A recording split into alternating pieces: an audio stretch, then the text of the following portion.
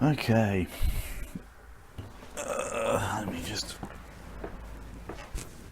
Let me just lay down in bed. Got my window open here, so you might hear a little bit of traffic, even though it's now 8 p.m. and the curfew is in effect. So there really shouldn't be any cars on the road right now. So there's either people out there breaking curfew, or there's a lot of cop cars driving up and down. Either way, it is day 15. Day 15 of lockdown 2 here in Melbourne. And day 15 of the Non-Essential Podcast with me, Matty K.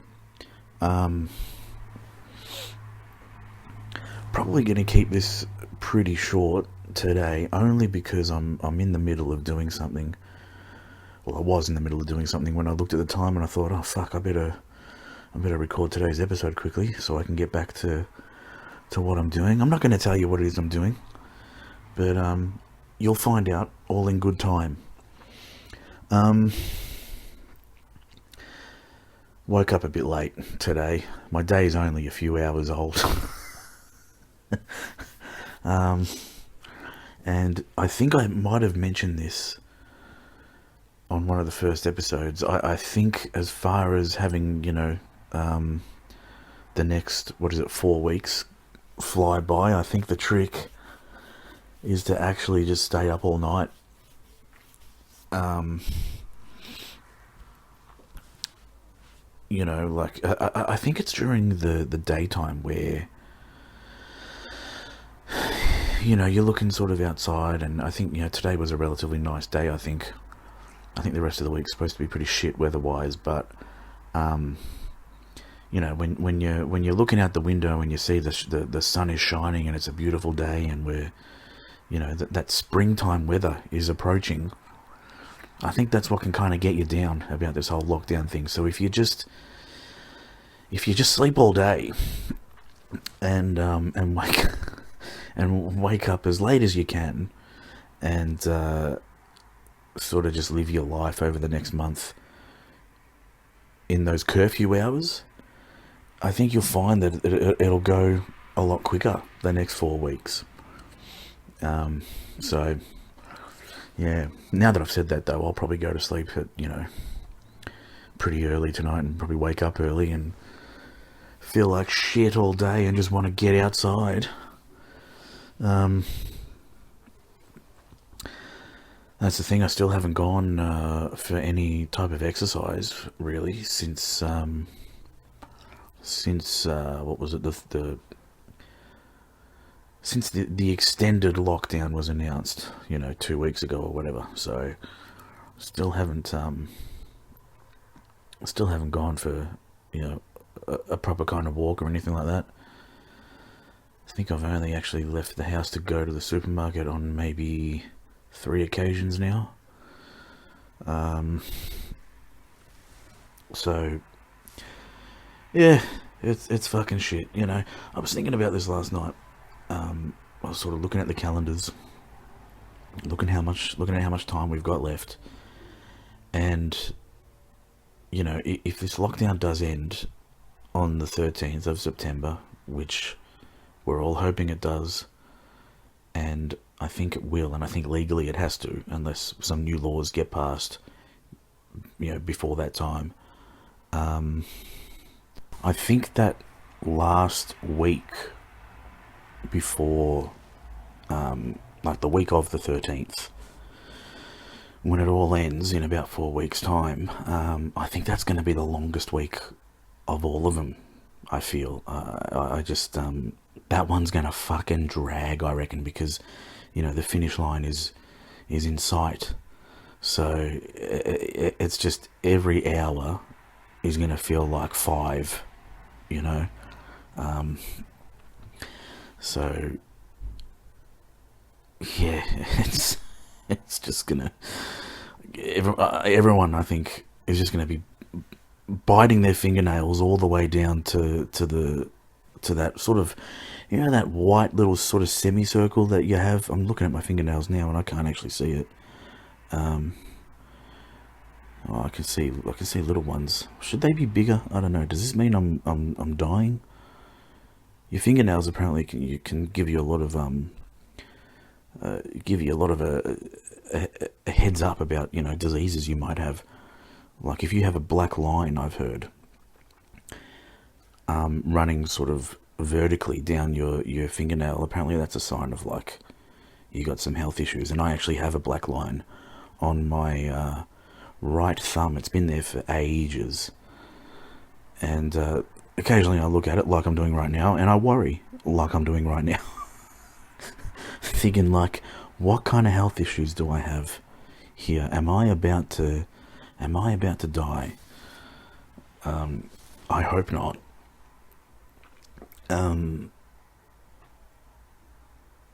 Yeah, but that last week, which is the second week of September, is just gonna fucking drag on like a motherfucker, I feel. And there ain't nothing we can do about it. We're just gonna have to fucking sit there. It's gonna, like, everyone's gonna be in their homes, no TVs on, no Netflix, no nothing like that, they're just gonna be sitting down on their fucking couches or kitchen fucking dining tables or whatever, just listening to whatever clock they have at home, if they have an old school kind of clock, just ticking. Just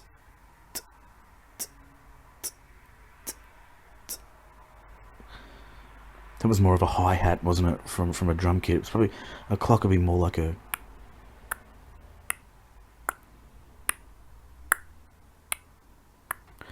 And that's how we're all going to be for that second week of September, before the 13th. And then, fucking midnight, on the 13th or 14th, whatever, the streets are going to be packed, I reckon. I know I said this the other day, that's what I'm fucking doing. As soon as the clock strikes 12 and we're out of this stage 4 lockdown, I'm just jumping in my car and I'm fucking off. I'm going down Beach Road, doing my favourite drive. Down Beach Road, up to Port Melbourne, probably get out and go for a bit of a stroll. We'll probably still have to wear masks though by then, which I'm fine with. I'll rock a mask, who the fuck cares? And yeah, it'll just be fantastic. I'll probably go to the supermarket. If they're open at midnight, that'd be great. Or after midnight. Burwood is kind of, or Glenferrie. They're two 24-hour Coleses that I like to go to. Shout out to Rona from Glenferrie Road, Coles. We had a bit of a thing going on there, I think, for a little while. And then, coronavirus started, and I haven't been there since it all started. So, looking forward to that. Yeah, what else did I want to talk about today? Oh, I wanted to talk today. I was going to do this yesterday, but I forgot. Right at the end, I remembered. I wanted to talk sport.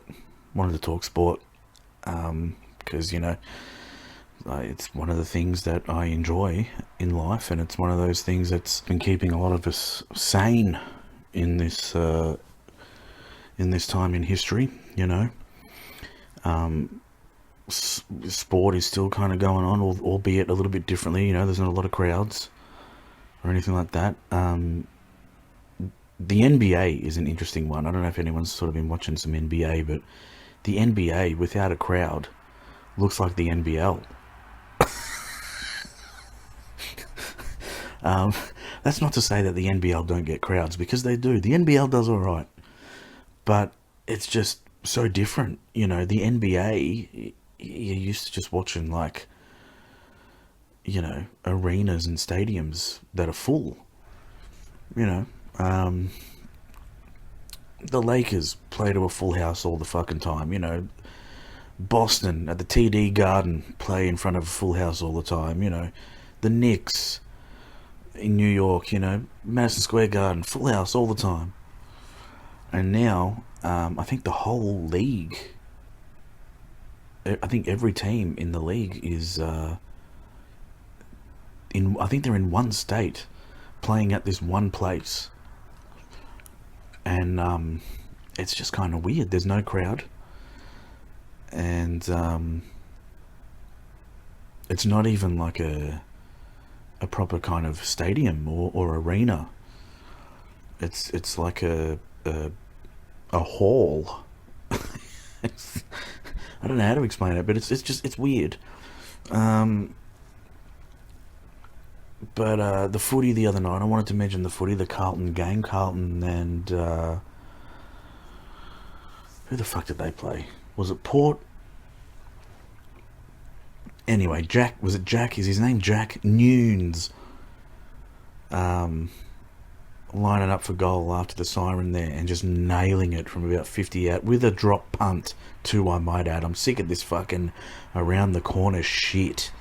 This sort of Gaelic footy, and I love a bit of Gaelic footy, but it makes sense in Gaelic footy to kind of kick that way because the ball's round. We use an egg-shaped ball. The drop punt is the most effective kick in all of football, and I don't know why guys can't do it anymore, and I don't know why they don't use it on these set shots when there is enough daylight between the goalposts. You always go back. My old man used to say this to me all the time, when he was coaching me and stuff at footy. If there's enough daylight between the posts, kick a drop punt. And, and it was funny because just before this Nunes guy lined up for goal after the siren, the two shots on goal that Carlton had before that, just moments before that, were a couple of guys who tried to do that round the body kind of fucking kick when they both had enough they had enough daylight between the posts, and the first guy just absolutely fucking shanked it, and rather than it just floated across goal and happened to land in the arms of his teammate, who wanted to dish it off to Eddie Betts, and I understand why. You can let a guy like Eddie Betts all day do the whole round the body kick because he'll nail it probably 9.5 times out of 10. But then, this other guy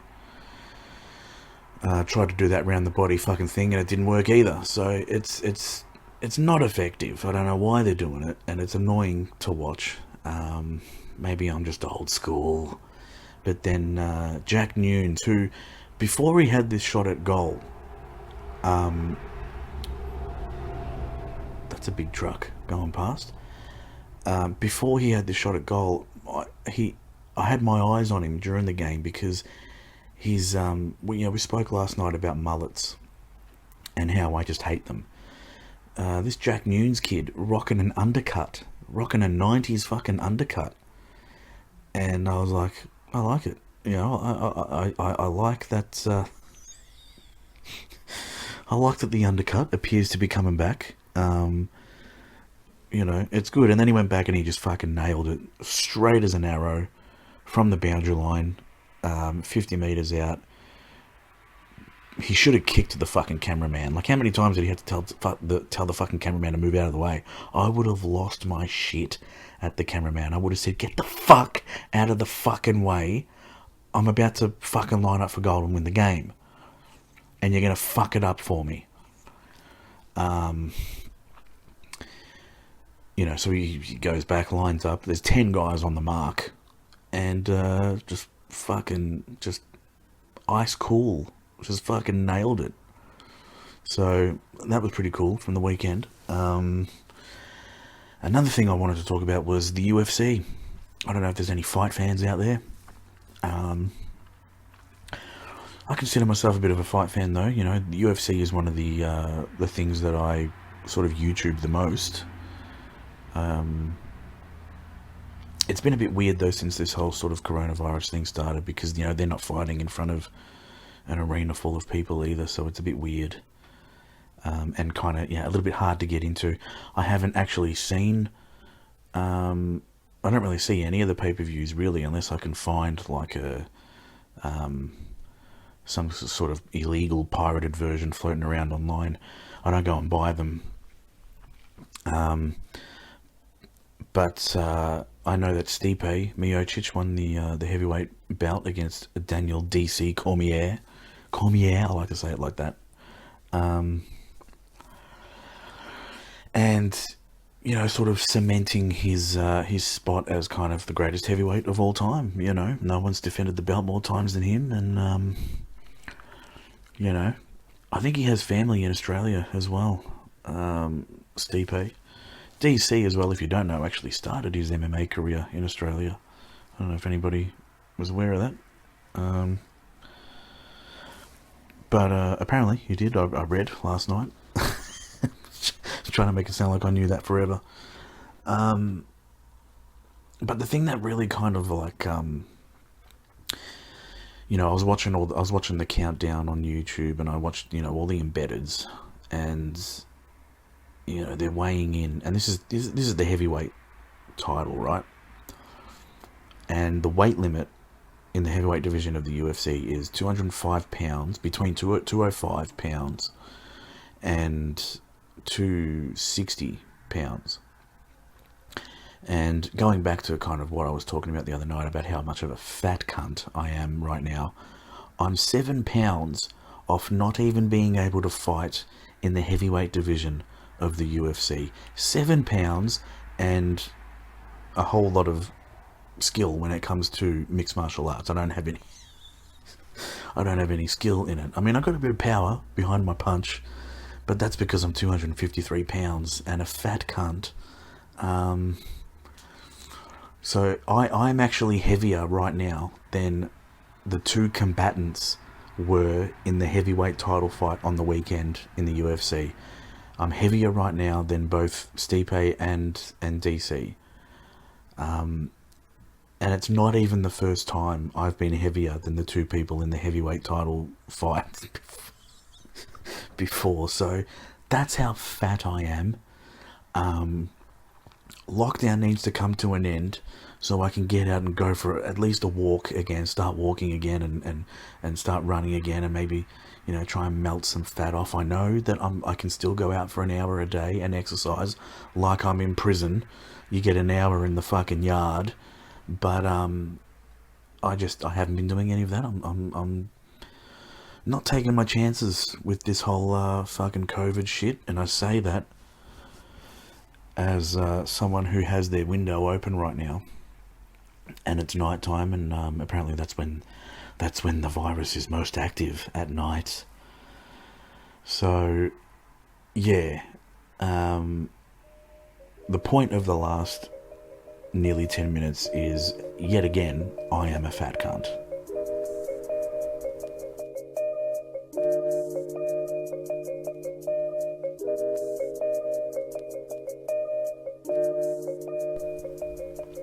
Alright, so like I said sort of at the top of the show, I was in the middle of doing something before I realised that it was 8 o'clock, and I was like, fuck, I gotta do this. I gotta do today's episode. So I'm gonna probably leave it at that for today. I've done about 20 minutes. Thank God for sport and me talking about how much of a fat bastard I am, because that just killed 10 minutes, which is great. So maybe I should just do that every day. Just give you updates on sporting contests that happened, and just to tell you how fat I am from one day to the next. Maybe that's the key to actually churning out a good 20 minutes of content for you every day. And to be honest, I think I could probably do that every day for the next month. I could probably easily talk about how fat I am every day for the next month, and give you at least 20 minutes each day about how fat I am, and have it be different every day. Maybe I should just rename the podcast to, from the Non-Essential Podcast to How Fat I Am Today. Not a bad idea. I even laugh like a fat man. Have a listen to me. Anyway, that's it. Thank you for listening, if in fact you have. Go fuck yourselves. stay safe, and I'll check in with you again tomorrow for day 16 of Lockdown 2 and day 16 of the Non-Essential Podcast. But for now, this has been day 15 of Lockdown and day 15 of the Non-Essential Podcast. Thank you for listening. If you have, again, go fuck yourselves, and I'll talk to you tomorrow.